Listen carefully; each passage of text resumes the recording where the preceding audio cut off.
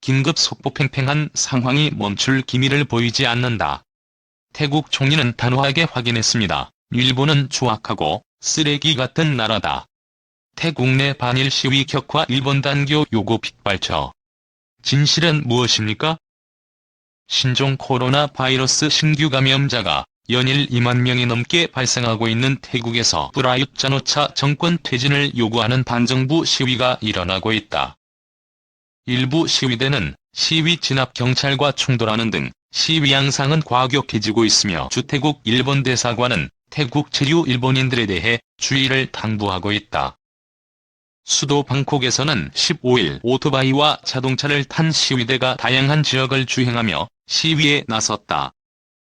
시위대에는 젊은 층이 많았으며 정부의 신종 코로나 바이러스 방역 실패를 비판하며 프라윕 총리의 사임을 촉구했다. 온누치구에서는 오후 2시부터 3시까지 시위대가 클락션을 울리며 스쿰비 거리를 통과했다. 시위대와 마주한 행인들과 오토바이 택시 기사 등은 억압에 대한 저항을 의미하는 손가락 3개를 세운 자세를 취하는 등 시위대에 호응하는 시민들의 모습이 곳곳에서 목격됐다. 각 지역을 주행하던 시위대는 이날 저녁 전승기념탑 동쪽에 위치하고 있는 딘등 교차로 부근에 집결. 과격해진 일부 시위대는 시위 진압대에 벽돌과 폭죽을 던지기도 했으며 진압대는 최루탄과 방수포로 이에 응수했다. 방콕에서는 16일에도 데모가 이어졌다. 태국에서는 앞으로도 시위가 계속될 가능성이 있으며 시위 현장 주변은 대규모 교통혼잡 또는 교통통제가 예상된다. 주태국 일본 대사관은 예상치 못한 사태에 대비해 현장 주변에는 접근하지 않는 등 철저한 안전 확보를 당부하고 있다. 이 일본 기자 태국 시위 현장서 피격 사망. 30개월 만에 되풀이된 비극? 로이터 통신 영상기자 무라모토 히로유키 씨가 태국에서 순직했다는 소식을 들은 일본인들이 2007년 미얀마에서 숨진 AFP 통신 영상기자를 떠올리며 눈물을 흘렸다. 무라모토 기자는 10일 오후 태국 방콕에서 시위대와 정부군의 충돌 현장을 취재하다가 왼쪽 가슴에 총을 맞고 쓰러졌다. 병원으로 옮겨졌을 때에는 이미 숨진 상태였다. 로이터 통신 일본지국에 근무하는 무라모토 기자는 탁신 전 수상을 지지하는 반정부 집회가 격해지자 8일 출장을 갔다가 변을 당했다. 교도통신에 따르면 정의감이 강하고 성실한 성품으로 알려진 무라모토 기자는 15년 넘게 로이터 통신 일본지국에서 일했고 3년 전부터는 국제적인 빈곤 관련 비정부 기구인 옥스팜에서도 활동해왔다. 2007년 9월 27일에는 AFP 통신사 일본지국의 계약 기자 겸 영상기자 나가이 겐지 씨가 미얀마 최대 도시 양곤에서 시위대와 정부군의 충돌을 취재하던 중 역시 총에 맞아 숨졌다.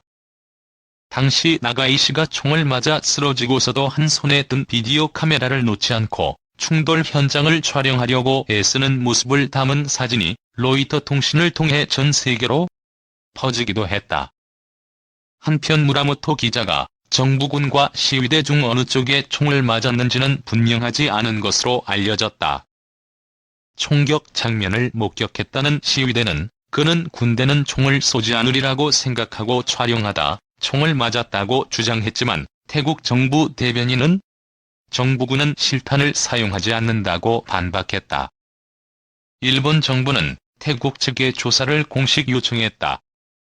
태국 경찰이 무라모토 기자의 시신을 부검할 예정인 가운데 일본 경찰도 별도로 수사관을 파견해 누가 총을 쐈는지 조사할 계획이라고 교도통신이 보도했다. 도쿄경시청은 이번 사건에 형법상 외국 범인 관련 규정을 적용해 수사할 방침이라고 밝혔다. 3. 태국 시위 끝내 유혈 사태로 일기자 포함 21명 사망.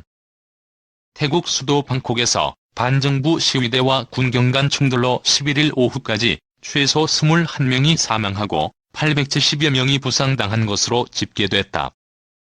3주 이상 시위를 해온 반정부 시위대 독재 저항 민주주의 연합 전선 UDD 일명 레드셔츠는 이날도 정부 측이 제안한 협상을 거부하고 투쟁을 지속하겠다고 밝혔다.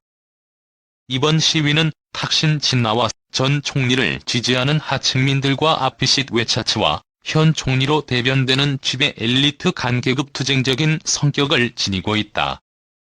피 뿌리던 시위가 3주 만에 진짜 유혈 사태로 사람들의 피를 모아 바닥에 뿌리는 혈액 시위를 벌여왔던 레드셔츠와 이를 진압하던 대구 군경은 10일을 기점으로 진짜 유혈 사태를 맞았다.